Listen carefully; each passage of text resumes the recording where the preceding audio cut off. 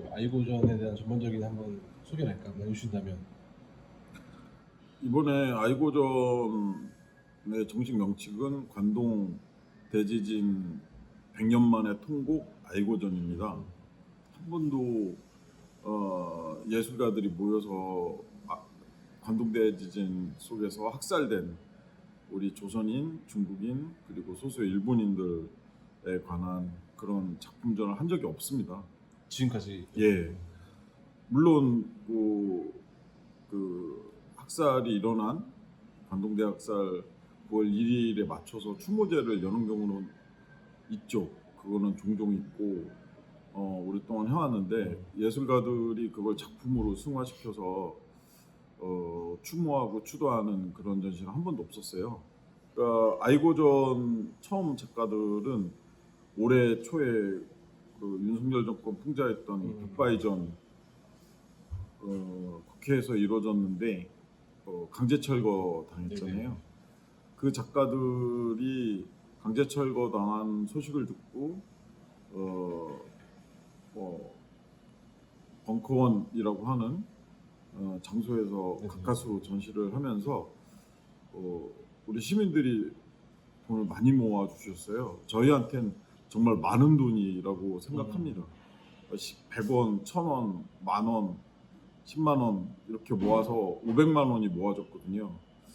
그게 뭐 일반적인 전시를 열 때 500만 원이면 정말 큰 돈은 아니죠. 네네. 뭐 대관하기 예. 근데 우리로서는 너무 큰 돈이었습니다. 모르는 분들이 뉴스를 접하고 일부러 찾아와 주시고 힘내라고 팜플렛 사주시고 해서 500여만 원이 모아진 거거든요. 근데 작가들이 한 40여명 되는데 그 500만 원을 어떻게 할까라는 고민이 생긴 거예요. 그런 가운데서 90년대 들어서 일본 쪽에서 이 레이시스트들 뭐 인종 차별하고 인종 혐오하고 하는 그런 새로운 우익들이 나왔죠. 뭐 일본 말로는 뭐 넷도 우욕구, 넷 우익이라고 하는 네네네. 사람들이 나오면서 제일동포들을 대놓고 이제 시위라고 하는 뭐 혐한 시위 뭐 이런 예, 그게 나온 거예요. 그게 한 15년 정도 됐는데 그때 이제 나왔던 구호들 중에 하나가 착한 한국인도 나쁜 한국인도 다 죽여라라고 하는 푯말을 본 적이 있어요. 그것도 지금 이제 자료 찾으면 사진에 나오거든요. 근데 그게 관동대학살 때 100년 전에 일본 사람들이 조선 착한 조선인도 나쁜 조선인도 다 죽여라 그러고 다녔거든요. 정말 소름 끼치는 거죠. 21세기 문명국가라고 하는 나라에서 어떻게 다른 민족, 다른 나라 사람 그리고 다른 나라 사람도 아니죠. 어떻게 보면 자기네가 식민지에서 자기 국민이잖아요. 를 그렇게 인종차별하고 그 타겟으로 만들어서 우익들의 표적을 만들 수 있을까? 너무 소름 끼치지 않습니까? 근데 그거의 시작이 관동대학살이었다는 거죠. 어떤 작가님들이 좀 이렇게 참여하시게 됐고 또 이제 뭐 일본과 또 제일동포 작가님도 참여하신다고 들었는데 좀 어떤 작가님들이 있으신지 한번 소개해 주신다면. 예를 들면 뭐 그 니가타야에서 오시는 그 옛날에 북소공선 가는 저쪽 그 홋카이도에 가까운 그쪽에 도시에서 오시는 분 같은 경우에는 끊임없이 천황제 반대하고 일본 사회에서 그 우익들이 벌이는 정책에 대해서 반대해온 그런 작가거든요. 미시마 아유미라고 하는 작가는 동양화식으로 그림을 그리는데 풍자화를 그리는 그래서 일본이 미국을 대신해서 아시아에서 다시 군사대국화를 꿈꾸는 것을 되게 오래전부터 반대해왔고 일본 군위안보 문제에 대해서 계속 문제 제기를 해왔고 반전 운동 하시는 분. 예. 그림도 되게 잘 그리고 만화가로서 되게 소질이 좋은데 일본 언론에는 한 번도 실리지 않았어요. 한 번도요? 단 한 번도. 우리나라에서 한겨레도 실리고 경향에도 실리고 올 때마다 되게 좋은 작가로서 주목받았는데 일본 사회에서는 절대 연재를 주지 않아요. 음. 그래서 그 작가는 디자이너로 근근히 먹고 살면서 계속 풍자 작품을 하고 있어요. 그런데 일본 언론에서는 주목을 하지 않으니까 묻혀버리는 거죠.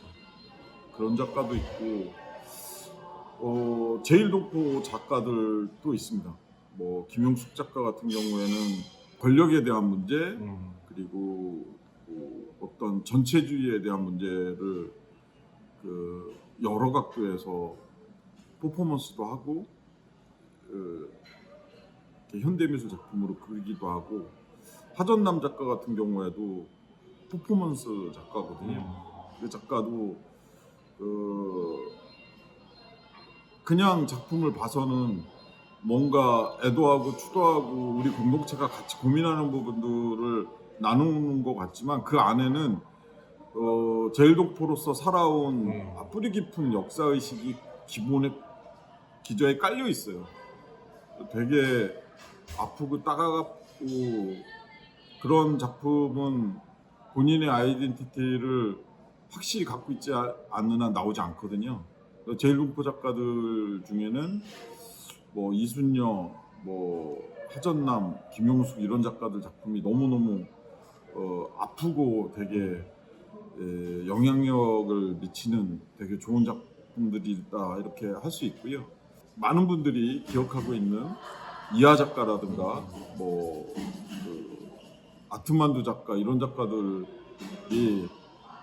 같이 하고 있습니다. 그리고 그 사진 찍는 이호 작가 같은 경우에는 인물 사진 많이 찍는데 이번엔 그 추상도 아니면서 구상 작품을 냈어요. 근데 너무 좋더라고요. 그냥 아라리 맺힌 물방울, 비가 그치고 난 후에 물방울을 보면서 눈물을 보는 것 같기도 하고, 학살에 미친 소용돌이 안에서 가까스로 살아났을 때 처음 새벽에 만나는 이슬 같기도 하고, 되게 좋은 작품들이 많았어요. 또 소녀상을 만든 김석영, 김은성 작가도 함께 하고 있습니다. 많은 작가들이 함께 하고 있어요. 요즘 더탐사의 연자는 백영욱 작가도 함께 하고 있고요. 이정원 작가도 하고 있고, 좋은 작가들이 너무 많아서 누가 하면 또 이렇게 꼽아서 이렇게 말씀해 주시기가 힘드시군요. 그 정도로 되게 좋은 작가들은 저는 그런 것 같아요. 진심이 있다. 진심이 있는 작가들이 정말 많이 모였어요. 총 몇 분이나 함께 해주신 거죠? 지금 일본 작가까지 하면 거의 38명 정도 되는 것 같습니다. 8월 15일부터 8월 20일까지예요. 그래서 지금 완전 긴장 상태고 변호사도 준비하고, 어쩌면 카운터스라고 일본 우익들이 왔을 때 그걸 막아주는 이기라 감독이 한번 그 카운터스들도 오실 것 같아요. 저희가 지금 접속 중이거든요. 무엇보다 중요한 거는 그런 것 같습니다. 제가 일본에서 유학을 했고 일본에서 공부를 해서 일본의 교수가 됐었는데, 다들 그런 얘기를 해요. 왜 너는 일본에서 장학금 받고 교수까지 됐는데 일본에 무슨 억하심정이 있어서 그렇게까지 기획을 하느냐라는 얘기를 많이 듣습니다. 근데 일본이 잘못되고 있는 것, 일본의 정치가 편향되어 있는 것에 대해서 문제 제기를 하고 싸우는 것은 되게 중요하지만, 일본 내에서 우리가 정말 민주화 운동할 때 힘들고 어렵고 고난의 길을 걸을 때 가장 도와준 나라의 그런 시민들은 일본에 있는 깨어있는 시민들이었단 말이에요. 그분들이 일본 군용 문제를 제일 먼저 법정까지 가지고 갔고, 일본의 강제징용 문제도 그랬고, 역사교과서 문제 싸울 때도 그랬고, 그런 친구이자 어떻게 보면 동지이자 동료인 분들이 아직 살아 계십니다. 그분들이 우리가 어려울 때 도움을 분명히 받았었고, 그리고 지금 그들이 어렵지만 우리가 같이 싸울 수 있는 거거든요. 이런 것들이 정말 의미가 있다고 보고, 그래서 이런 기획들은 앞으로도 만들어줘야 되고 같이 해야 된다고 그렇게 생각합니다. 무슨 뭐 교수님이 인지하신 범위 내에서 딱히 정부에서, 그러니까 우리나라 정부에서 뭐 이렇게 관련 대학생 관련해서 뭐 이렇게 준비하고 있는 움직임은 딱히 뭐 없죠. 없고 문화관광부든 뭐 문체부든 뭐 국가보훈처 이런 데서 전혀 없죠. 전혀 없고 기존의 기업들에서 처음에 이제 관동 대지진이라는 이름으로 준비할 때는 일본하고 교류하는 뭐 이렇게 회사들이 있을 거 아니에요. 네네네. 그래서 몇몇 회사들이 관심 가졌죠. 대신, 일단. 그런데 이제 올해 들어서 윤 정권이 행하는 그런 행태들 보면서 싹 대놓고 뭐 좀 스폰하기가 이제 어렵다라는 거예요. 너무 충격이었죠. 이게 정치적인 문제가 아니고 역사의 문제고 우리 삶의 문제고 인간의 문제거든요. 인간을 얼마큼 존중하느냐의 문제잖아요. 추궁하고 추구하는 것 자체가 인간의 문제인데, 그럼에도 불구하고 지금 국내 정치적인 상황이 친일 쪽으로 기울었다고 해서 알아서 후원을 접는 분위기지 않습니까? 이걸 보면서 되게 충격이었고, 다행히 우리 시민들이 아직 깨어있고 살아있잖아요. 그래서 텀블러 펀딩도 아주 성공적으로 1,000만 원 준비 텀블러 했는데 1,500만 원을 넘겼어요. 정말 감동이었고요. 일본 작가들도 너무 많이 놀랬죠. 그리고 이거는 어떻게 보면 예술가들한테 너희들이 생각하는 거, 당신들의 진심을 우리는 믿는다, 더 열심히 해라 라고 하는 응원으로 그렇게 받아들였어요. 또 윤석열 대통령과 또 정부 차원의 뭐 친일본적인 어떤 여러 정책들이나 이제 뭐 발언들, 또 그런 분들이 수시로 나타나고 있는데, 좀 그런 거 바라보시는 좀 뭐 작가님의 또 교수님의 또 뭐 그런 뭐 마음이랄까 좀 신경은 좀 어떠세요? 너무 착잡하죠. 기본적으로 상식적인 행동을 하지 않고 있다. 그리고 적어도 한 나라의 대통령이고 리더라면 기본적으로 살펴야 될 것들이 있거든요. 한 학과에 교수나 학과장도 학과 안에서 돌아가는 여러 가지 문제들을 전부 본인이 직접 점검하고 문제가 있을 때 대면하고 그런 것들을 해결하기 위해서 진심 있게 행동을 해야 되는 거거든요. 그 책임도 지고 뭐 전체 국가의 운영은 복잡하긴 하겠지만 더 정확한 매뉴얼이 있을 테고 대응책이 있을 거지 않습니까? 근데 그거를 너무 주먹구구식으로 하는 게 눈에 보이는 거죠.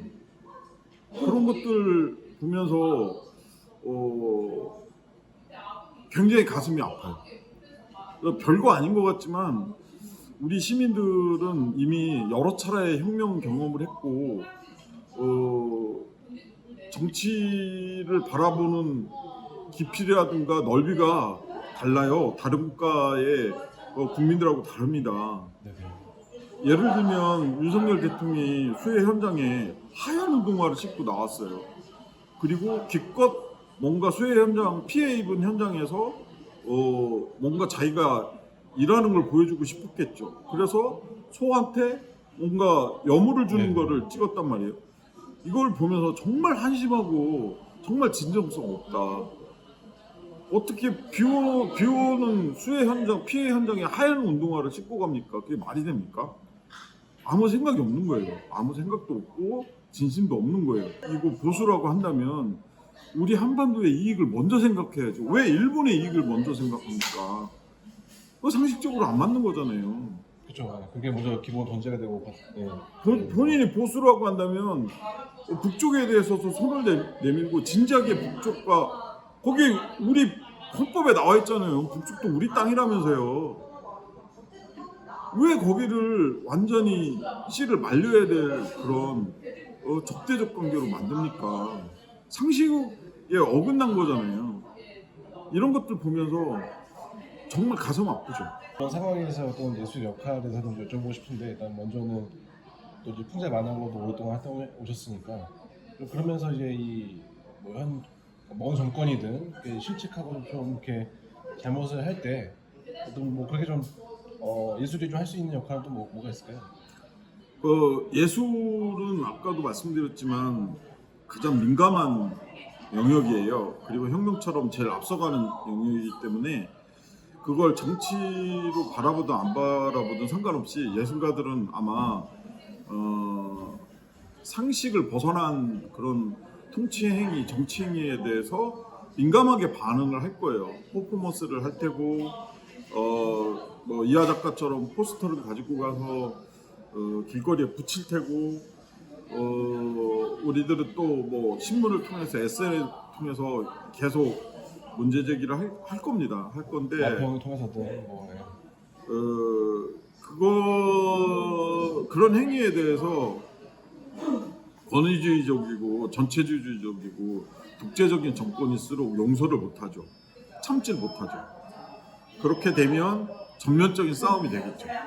정말 예술가들이 다치기 시작하고 예술가들이 그 영어의 몸이 돼서 교도소에라도 끌려가는 상황들이 계속 만들어진다면 그때는 아마 전체 국민들 시민들의 어마어마한 한거가 있을 수밖에 없을 거다 그렇게 생각을 합니다. 요즘 젊은 친구들이 웹툰 많이 보잖아요. 네네네. 네, 웹툰 많이 보는데 그 웹툰을 보면 말도 안 되는 이야기들이 많아요. 다 회빙환, 회귀하고 빙의하고 환생하고. 뭐 웹소설도 그렇고 트렌드긴 하죠. 네. 그리고 다 해피엔딩. 근데 그거는 젊은 친구들이 잘못된 게 아니에요. 바보라서 그런 게 아니고 우리가 그런 세상을 물려준 겁니다. 현실이 그렇지 못하니까 예, 그거에 맞습니다. 대한 반동의 생각도 좀 없잖아 있는 지금 열심히 공부하고 열심히 일하는 친구들이 인생을 바꿀 수 있을까? 계급을 넘어갈 수 있을까? 넘어가지 못해요. 이 젊은 친구들은 아까도 말씀드렸지만 SNS나 디지털을 통해서 늘 정보를 주고받고 있는 신인류예요. 이 친구들이 정치판 돌아가는 거 모를 것 같아요? 우리 사회 돌아가는 거 모를 것 같아요? 다 압니다. 예? 아니 또 정치인 아들은 50억 퇴직금 받고도 감옥 안 가잖아요. 이런 것들 보면서 이 친구들한테 유일한 희망은 회빙환이에요. 회빙환 보면서 나중에 회계에서 복수하고 환생해서 자기 목표 성취하고 예? 빙의해가지고 나쁜 그런 인물에 대해서 응징하고 그게 다 우리 사회의 반영입니다.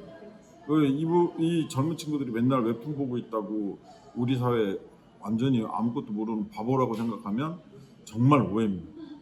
굉장히 똑똑한 친구들이고 우리 사회에 대해서 긴장하면서 늘 감시하고 있다. 이런 부분도 알아주셨으면 좋겠습니다. 뭐 윤석열 차 뭐 그런 뭐 청소년 공모전 그것도 논란이긴 했지만 이제 박근혜 정부 때도 그렇고 이제 뭐 표현 자유에 대한 검열이라든지 사실 블랙리스트 사건이 또 문제였던 거잖아요. 거의 뭐 지금 아직 드러나진 않았지만 또 그런 조짐이 사실 좀 보이기도 하고. 지금 블랙리스트 이야기가 나와서 또 한 말씀 드리면 제가 여기 사단법인 우리만화연대 만화가협회 다음으로 가장 오래된 단체예요. 거기에 지금 회장을 하고 있어요. 근데 이 블랙리스트에 이명박 정권 때도 올라갔고 박근혜 정권 때도 올라갔고 그래서 재판이 6개월 전에 끝났습니다. 우리가 승소했어요. 그래서 이제 뭐 우리가 배상금을 받았죠. 단체가 2천 얼마 받고 개인이 1,500만 원 이렇게 받았는데 근데 생각을 해보십시오. 지금 몇 년이 지난 거예요. 이 단체는요 블랙리스트에 한번 올라가면 거의 와해예요. 와해.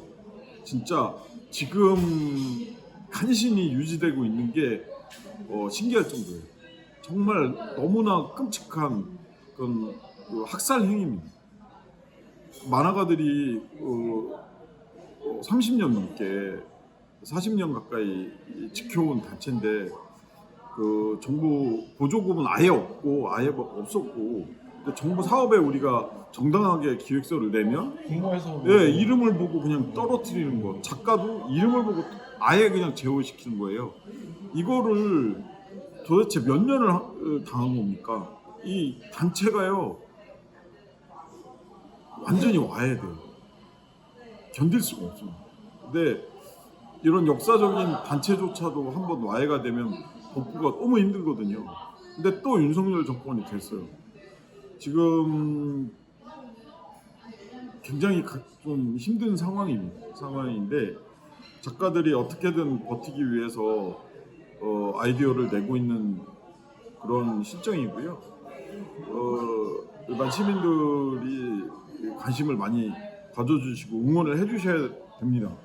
교수님 끝으로 어쨌든 이제 일본에서도 많이 보셔야 될 거고 이제 한국에서도 많이 이제 보셔야 될 것 같은데 뭐 일본도 그렇고 한국도 그렇고 이제 이 전시도 좀 꼭 봐야 되는 이유가 있다면 말씀해 주신다면. 요즘은 예술가들이 예술 작품을 발표하는 거를 어떤 결기를 가지고 무슨 마치 독립운동 하듯이 각오하고 해야 되는 세상입니다. 그런 세상을 더 이상 물려줄 수 없거든요. 우리로서 충분히 힘들고 고달프고 어려우면 되거든요. 제가 강단했을 때마다 학생들한테 너무너무 미안해요. 그렇게 민주화 운동을 했고 여러 번의 혁명을 거쳤지만 한국 사회는 다시 반역의 세월을 겪고 또 말도 안 되는 그런 적폐 세력들이 준동하지 않습니까? 끊임없이 의식을 놓지 않고 싸워야 되는 문제고요. 그래서 더 이상 미안해하고 싶지 않아요. 학생들한테, 우리 아이들한테 그런 마음으로 이 땅을 물려주고 싶지 않습니다. 언젠가 시간이 지나서 저 교수는 맨날 데모하고 광장에 나가 있고 왜 그랬을까라고 했을 때 교육자로서 제가 많이 부족하고 학생들이 정말 나의 연구 결과를 존경할까라고 생각할 땐 분명히 엄청나게 부족하고 말이 안 된다고 생각하거든요. 자격이 없다고 생각합니다. 근데 시간이 지나고 언젠가 그 많은 제자 중에 한 명이라도 두 명이라도 저 선생이 왜 역사의 현장에 서 있었는지, 그 현장에 서 있어서 조금이라도 우리 사회가, 우리 공동체가 진보할 수 있었다라고 느껴진다면 그거로 저의 역할은 다 한 게 아닐까 그렇게 생각합니다.